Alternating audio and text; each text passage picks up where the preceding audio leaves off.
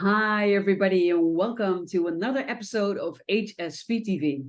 I am your host, Barbara, and today I am joined by the beautiful Sinead Rafferty. And today we are going to be talking about our purpose-driven HSPs, highly sensitive people, the trailblazers that the world needs.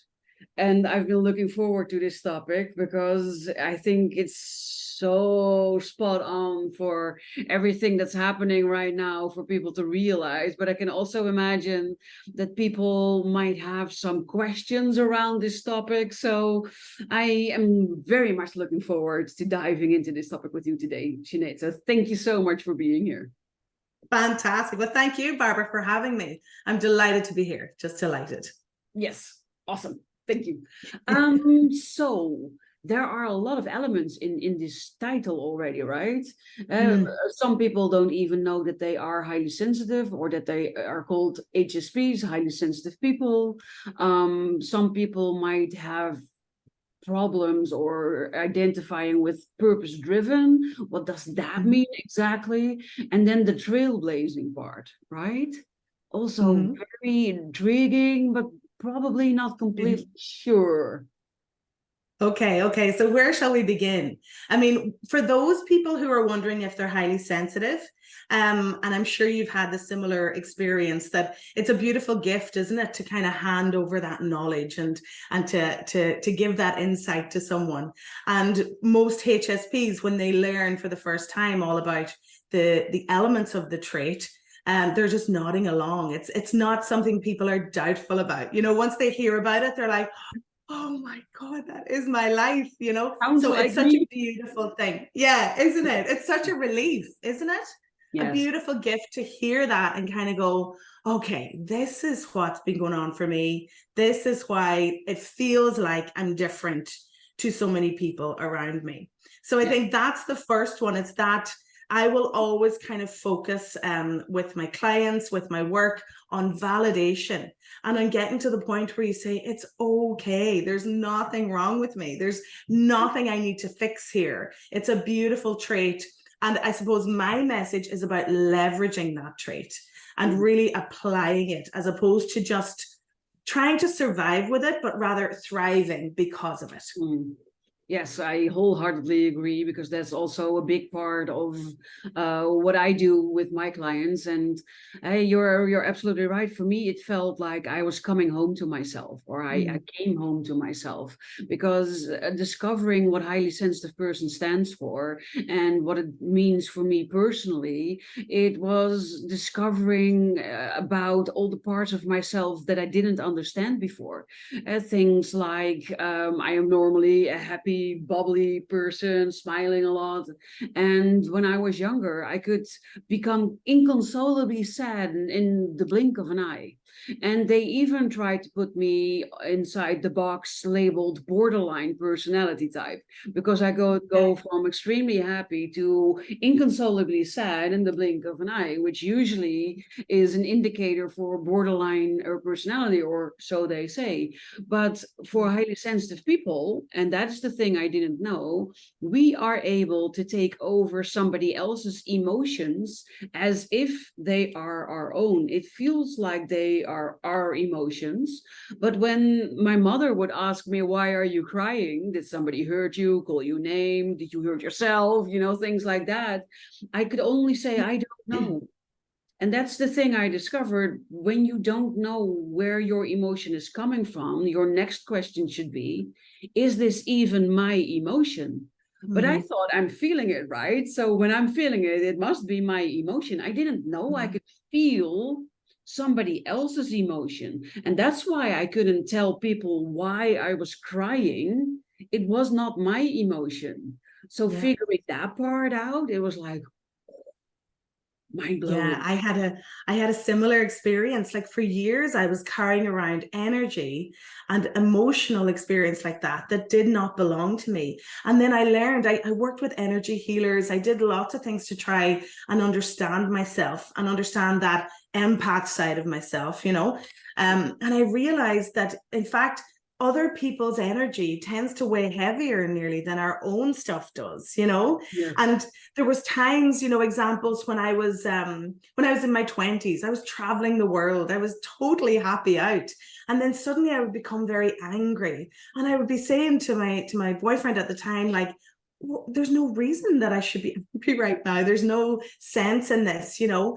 You know, and then I would realize that maybe there was a very angry energy in a particular hostel that we were staying in or something like that. And I realized, oh my God, I'm actually absorbing this and it doesn't belong to me. And that's when I started to really get interested in empowering my own energy, empowering my own personal space. So that I could actually protect myself from that, you know.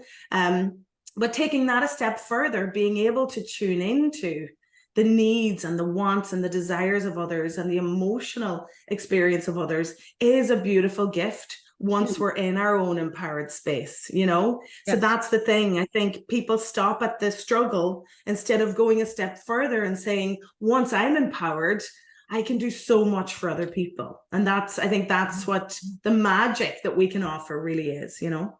You're absolutely right. And that's, I think, because a lot of people don't know that they are living in the shadow side of a trait that has a very beautiful sun side. So what most highly sensitive people are noticing when they don't know that they are highly sensitive or are in the beginning stages of discovering it is that they are mostly plagued by the downside of it, being quickly overwhelmed, very tired, quickly drained, taking over energies, taking over emotions, feeling alone, not fitting in, people pleasing, lots of fears, so a lot of the negativities. And so if you're listening to this and this resonates with you, then please leave a comment below the video or reach out to either me or Sinead. We will make sure that our links are at the end of this episode, and know that you're not alone, because the transformation is in finding ways of dealing with the shadow sides, because that is possible. And once you've dealt with it, once you don't have to experience it in the way that you're currently experiencing it, then there's the way towards seeing it as a beautiful gift. And not only seeing it as a beautiful gift, but then also starting to use it to improve your life, to improve the lives of the people around you, and to embrace it completely, and probably use it for your livelihood in order to help other people while also helping yourself in the process. And that's a beautiful thing. Exactly. Use it to leverage your dreams and your goals and your ambitions. A beautiful concept for HSPs is one that's called vantage sensitivity, which means that as highly sensitive people, we do suffer more in negative environments. So, you know, particularly if you had a rough upbringing, you know, or if you had a not supportive environment for your sensitivities, and maybe as a child, that's going to compound those maybe energetic blocks, and it's going to compound that shadow side. But equally, once we turn over to the positive side of things, once we allow ourselves to be nurtured and supported and to find a tribe of HSPs who get us, then we actually benefit from a positive intervention, even more so than the non-HSP, because obviously we're more reactive in every way. So we can use that to our advantage. Yes. And I think you're totally right. Staying in that shadow side can be really limiting. You know, we can really get stuck in a place of procrastination and self-sabotage and kind of victimhood, you know, that mindset that doesn't get us anywhere, you know, like, oh, the world is not made for me, I can't function here. And I just think that is a mindset that can easily be shifted.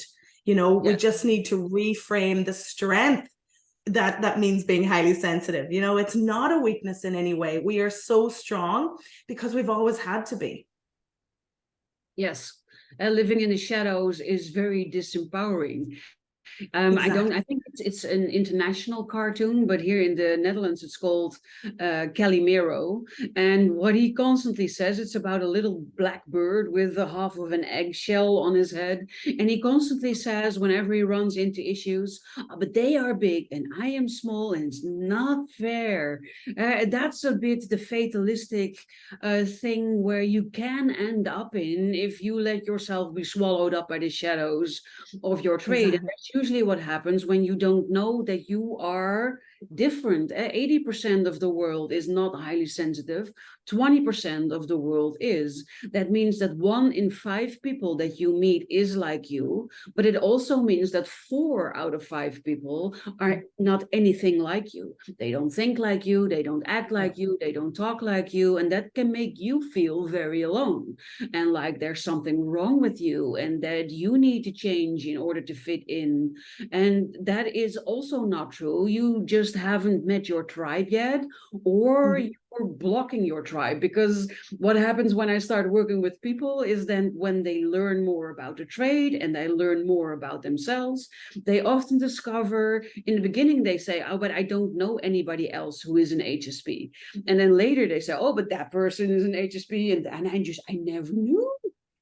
Yeah, exactly. Because they were hiding. They were hiding their true nature, which is something that we all do very naturally. And it's self-preservation. So it's natural. We turn down the volume on our sensitivities because we're so good at people pleasing. We're so good. Our empathic capacity leads us to do just that. But in fact, it means that we're last on the list. It means that our light and the way that we're capable of shining isn't allowed to come through.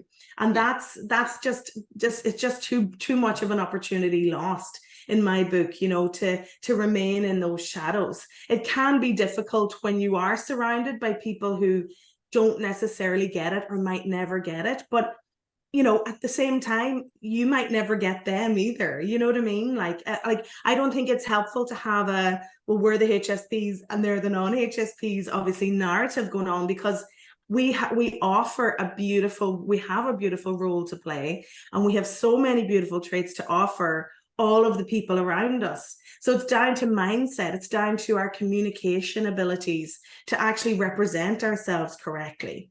And I think there's such a benefit in having so much information online for HSPs, as long as we're careful with it, that we don't get stuck in a kind of a negative cycle of thinking that we're kind of, woe is me, this is very difficult. We don't need to stay there.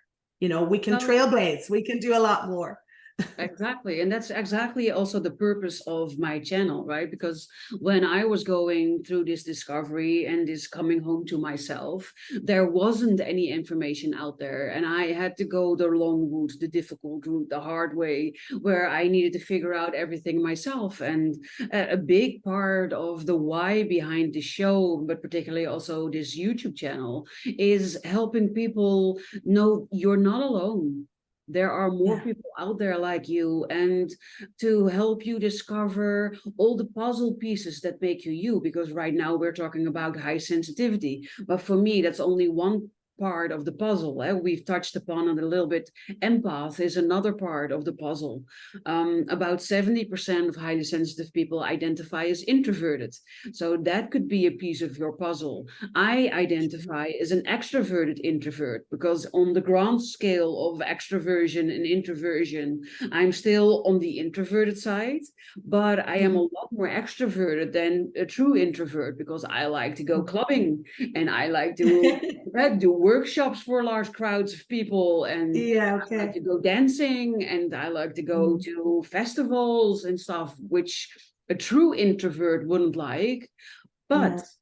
when things become too much, I still need my alone time. I still need to withdraw. I need to go into nature. I need to not people that day, or maybe Yeah. even the week or the weekend, whatever is necessary. Yeah. So extroverted, introvert, and these are just a couple of the puzzle pieces. So for me, stepping into your authentic self is all about finding all of these puzzle pieces that make you you, so that you can step into who you are. And this is a beautiful bridge into both a purpose driven and a trailblazer, because when you embrace who you are, your high sensitivity, but also the other puzzle pieces that make you you, you will discover that you have a purpose, and that that purpose has been driving you on the inside for all of your life without you actually being aware of it. But when you discover it, you're going to see it has always been there.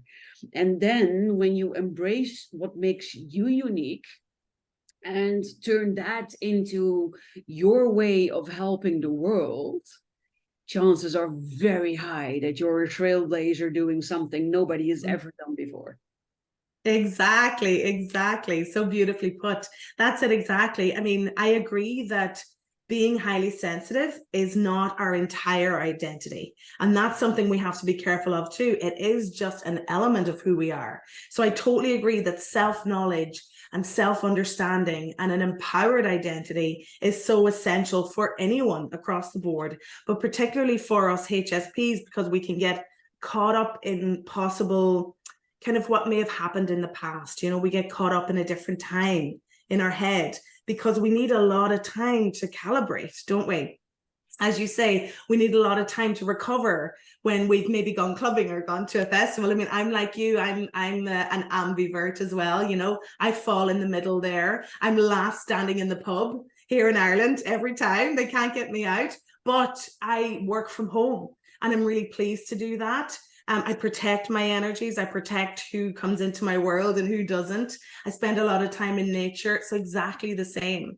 So when it comes to purpose, I feel that such beautiful, dynamic, forward-thinking people can sometimes get a little bit caught up in looking for their purpose. So my message is always stop looking for it, you know, feel into it, create it, lean into it, and bravely being you, bravely be you. That's how you feel into it. That's how you discover the beauty of it. And it's a beautiful feeling when you get to that feeling. And it's not one purpose. You know, I think that purpose flows to us in so many ways. It can flow to us in 10 different ways at one time if we allow it to flow and if we trust what's flowing. But we tend to block that with fear and doubt. And we fear and doubt it because we don't feel empowered in who we truly are. So a lot of the work I do is very much on self-concept and really empowering our identity and choosing our identity. Who do you want to be? Who do you want to be from this day forward, moving forward? And the more that you become authentic in that way, as you say, the more clear it becomes, okay, this has always been part of me. Is this the purpose? You know, and most people I work with who are purpose driven, they're looking for heartfelt work. You know, they can't be doing with just the normal 9 to 5 and the humdrum of the kind of the 9 to 5 routine. You know, there isn't enough heart and meaning in it for them. So I think that's what I mean by a purpose driven HSP, someone who's reaching with their heart and wants to express that in the world professionally, you know. And when they do that, they very much then embody what I call the trailblazer. And for a while I debated, should I use that term or not, because I didn't want to scare people or make people feel, well, I couldn't be a trailblazer. What do you mean? But I find that the more that I work with people and use this term, the more that they're actually growing into it. You know, they're kind of going, oh, you won't believe what I did yesterday. It was a real trailblazing moment. I said X, Y, and Z in a meeting at work, and I've never said that before, or whatever it is. And they're trailblazing their own path, you know? And I think that it's about impact in your own corner of the world, not necessarily a huge impact that's globally known or anything, you know, but just what impact you want to make in your corner, in your industry. You know, I think it's incredible what we're capable of. You're absolutely correct. That's the logical consequence of stepping into who you are. And it's the person that you always were, but that you have lost sight of, probably because of the school system, societal expectations, family expectations, and not enough knowledge about yourself, because your parents probably also are lacking in knowledge of themselves, and definitely knowledge in you and teaching you all of these things. So I agree with you. And purpose is not something you determine for yourself. I know a lot of people out there are very big on goal setting and knowing what your big dream is, your end goal, your purpose, and then you can hack it up into smaller pieces, and you can create a plan for it, and then you can move towards it. But that's not possible with true purpose, because it's more like a calling, and that calling is always there, but you've lost connection to it because you've also lost connection to yourself. So the more you step into who you are, the more you grow in yourself, the more you're getting to know yourself, starting to love yourself, starting to feel proud of yourself, and then starting to show the real self to the world without apology, without fear, then you can tap into that purpose, or it automatically happens. You tap into it more and more and more, and it will show yourself, because you have a mission here on earth. You are here to do something, and that something only becomes clear when you allow your real self to emerge, and only then will your true purpose become very clear to you. But it's something that you need to allow to happen. It's something that is a passive event, not an active event like so many people want you to believe. And that is also why it's trailblazing, because every person is unique and your mission is unique to you. So what you have to do in this world, even if it's similar to my mission or Sinead's mission, because mine and Sinead's mission are also similar to each other, we still have our own sauce, our own flavor, which is still making it unique.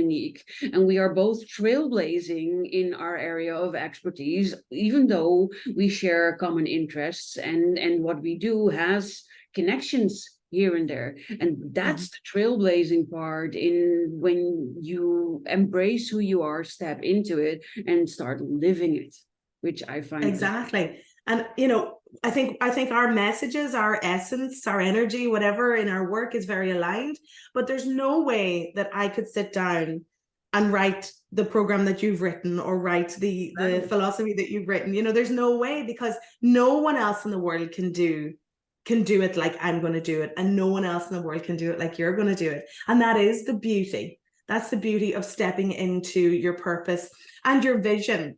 It's interesting you mentioned goal setting, because you know, my background is in career coaching and personal and professional development. And so I like goal mapping, but only at a certain time, because I would see goal setting or goal mapping as very separate to visioning.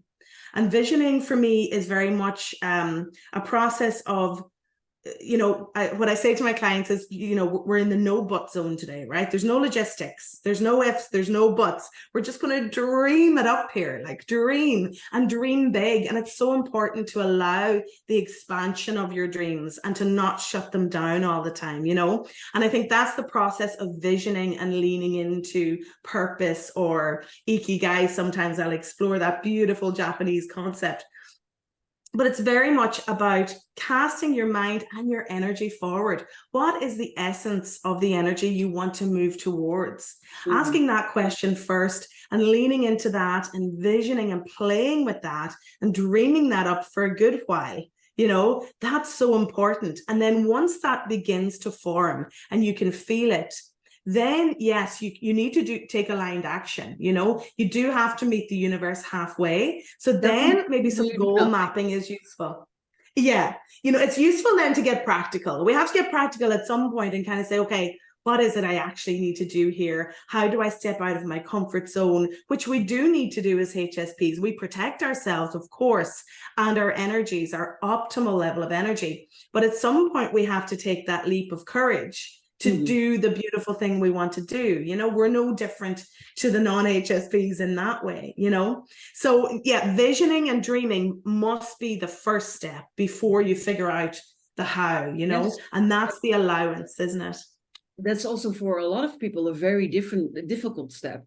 A lot of people that I speak to, especially in the beginning when I start working with them, they want to dream big, but they let themselves be held back by, but what if, or I don't have money, or I have never had enough money, or I don't know how to get money, which is a huge obstacle that a lot see, but also a difficulty in getting clarity on what it is that they really want. and for whom they really want to do it. And it's because a lot of people, I think, have become afraid of really dreaming, of opening themselves, or they are either afraid or they have just no clue how to do it. Yeah, absolutely. I would often say, here's the permission. I'm giving you the permission now.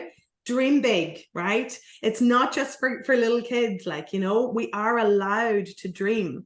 And the more that we dream, the more we're actually tapping into our true identity, which is such a beautiful way to get to know ourselves, because our dreams can teach us an awful lot, you know?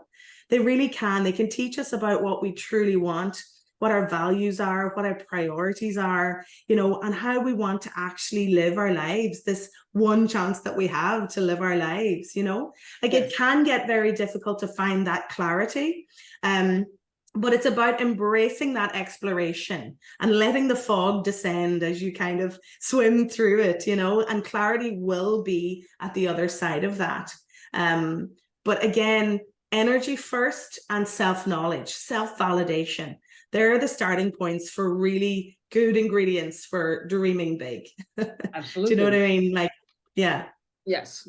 And sometimes it can help to have someone in your corner that can help guide you, that can help steer you, that can help as your biggest supporter, that you can ask all your questions to, so that you don't have to do it alone, because you can do it alone. I've done it alone. You've probably done it alone. So it's definitely possible, although I did have help here and there from some people in key moments. So I haven't done everything by myself, and you don't have to do everything by yourself either. If you want to have faster progress, or if you just really are sick and tired of always feeling sick and tired, and you just think, you know, I want a better life, I want a more beautiful life, I want a happier life, I want a loving life, I want something even that I cannot identify, but you know, I want, then the first step would be to reach out either to me, and my links will be below this video, or to reach out to Sinead. So where can people find you, Sinead? Okay, well, I'd say my website is the best spot, SineadRaffertyCoaching.com. And I currently have a quiz on there as well to help you identify maybe the #1 block that you may be experiencing that's holding you back from the life of your dreams. I have a few mini courses that can help with those blocks, you know, so it's probably a good place to start is maybe take that quiz. I also host monthly coaching over coffee sessions. And these are free sessions where I bring small groups of HSPs together for a particular topic. You know, we kind of have a different topic each month. So all that information is on my website. So they can you can get the information there. I love it. Thank you so much for sharing. And if you thought, oh, I missed it or it went too fast, no worries. Like always, I'll make sure that all Sinead's links are also in the show notes with this video. It could be down here or up there or to the sides. It depends on where you find this video. But I promise you it will be somewhere. And I would also love to have your input. We've been talking for a while and I'm really loving this conversation.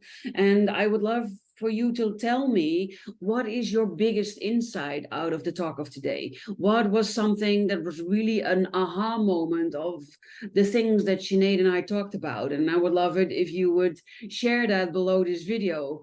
And if you found this to be valuable, if you learned some new things, or if you think you know someone who could really benefit from listening to this talk that we had here today, then it would mean the world to us if you could share this video with your audience on Facebook, LinkedIn, Instagram, TikTok, wherever it is that you're finding it, because you would be helping the person that needed to see it, as well as us spread our message. And I would be very grateful. So thank you for that. And it's been a really, really great talk, Sinead. I'm very, very happy that you came here. And I really do think we touched upon some awesome topics that will help a lot of people. Yeah, I think so, Barbara. And thank you so much for having me. An absolute pleasure to talk with a like-minded, kindred spirit. Fantastic. Right? Yes. And in the spirit of that, it's also a little bit what we talked about. We need connections with like-minded people as highly sensitive people. And that is a big reason behind why I created my community. It's called Solutions of the Soul. I'll make sure that the link is here too. So if you feel like I need my people, I need my tribe, I need to connect, and you might not have a direct coaching question, but you just want to share stories and find a loving community, then I invite you in. Check out the link below. And I totally agree. I mean, we definitely need a tribe, a connection. It's very hard to walk the path alone. We need people around us who get us, who understand it. So I echo that absolutely. My program is called the HSP Purpose Pathway. So I am cheerleading on those amazing trailblazers achieving the wonderful impact they are achieving. So if anyone is interested to learn more about that, again, the info's below, or reach out to me anytime. I'd love to connect. Beautiful. Then thank you so much, viewer, listener, for being here today and for watching and listening to this episode. I hope to talk to you again next week with another wonderful guest. And thank you, Sinead, for being here today and talking about this awesome topic and giving all your wonderful advice. It was a Thank you, real Barbara. pleasure having you. Thanks so much. Bye, everyone.